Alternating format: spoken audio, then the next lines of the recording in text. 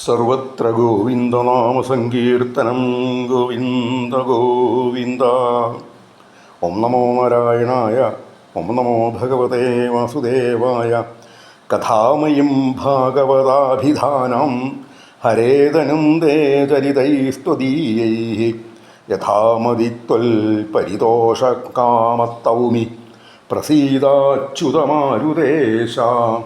പീതാംബരം കരവിരാജിതശംഖചക്രകൗമോദഗീ സരസിജം കരുണാസമുദ്രം രാധാസഹായം അതിസുന്ദരമന്ദഹാസം വാതാലയേശമനിശം ഹൃദി ഭാവയാമി.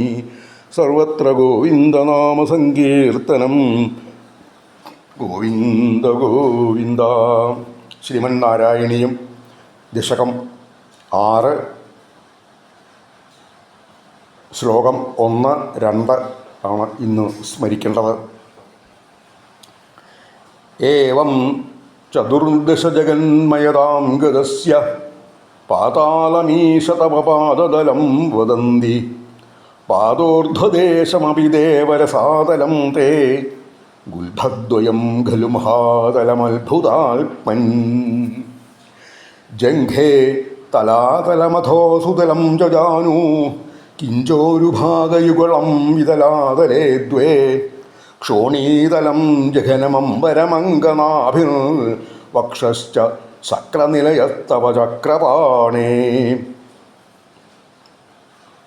കഴിഞ്ഞ ദശകത്തിൽ ഭഗവാന്റെ ആ വിരാട് പുരുഷോൽപത്തി, ഭഗവാൻ വിരാട് പുരുഷനായിട്ട് അവതരിച്ച കഥ വർണ്ണിച്ചു. ഈ ദശകത്തിൽ വിരാട് പുരുഷനായിട്ട് അവതരിച്ച ഭഗവാന്റെ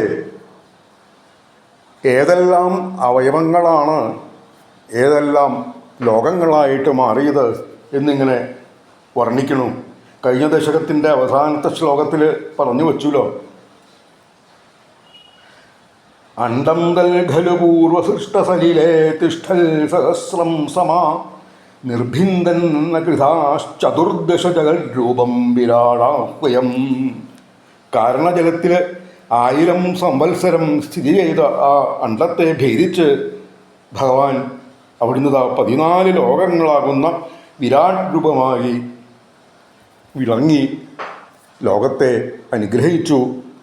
സജ്ജനങ്ങളെ അനുഗ്രഹിക്കണു, ലോകത്തെ പരിപാലിക്കണു എന്നിങ്ങനെ സൂചിപ്പിച്ചുകൊണ്ടാണല്ലോ കഴിഞ്ഞ ദശകം ഉപസംഹരിച്ചത്, 5ാമത്തെ ദശകം ഉപസംഹരിച്ചത്.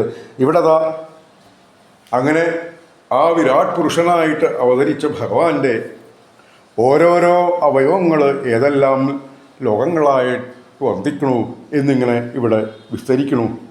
ഗുരുവായൂരപ്പ ഇങ്ങനെ 14 ലോകങ്ങളുടെ രൂപം പ്രാപിച്ച അവിടുത്തെ ആ ഉള്ളംകാലികൾ പാതാളം എന്നും പുറവടിയെ രസാതലം എന്നും കണ്ണങ്കാലികളെ മഹാതലമെന്നും വിദ്വാൻമാർ അഥവാ ജ്ഞാനികൾ പുകഴ്ത്തണു. പിന്നെ ഭഗവാനെ ചക്രപാണെ, അവിടുത്തെ ആ മുഴങ്കാലുകൾ തലാതലമായിട്ടും മുട്ടുകാലുകൾ സുതലം എന്ന ആ ലോകമായിട്ട്, പിന്നെ അവിടുത്തെ ആ 2 മനോഹരമായിട്ടുള്ള 2 തൃത്തുടകൾ വിതലം അതലം എന്ന 2 ലോകങ്ങളെയായിട്ടും വർണ്ണിക്കണു. പിന്നീട് അവിടുത്തെ ആ അരക്കെട്ടിൻ്റെ മുൻഭാഗം ഭൂതലവും നാഭി ആകാശവും അവിടുത്തെ ആ തിരുമാറിടം സ്വർഗലോകവുമായിട്ട് ഇവിടെ വിവരിക്കണു. ഭഗവാനെ ഈ അവിടുത്തെ ആ വിരാട് പുരുഷഭാവം ഇങ്ങനെ ഓരോരോ അവയവങ്ങൾ ഓരോരോ ലോകങ്ങളായിട്ട് വർത്തിക്കണു എന്നിങ്ങനെ ഈ ദശകത്തിൽ വർണ്ണിക്കണു. അങ്ങനെ ഈ 1, 2 ശ്ലോകങ്ങളിൽ കൂടി അവിടുത്തെ ആ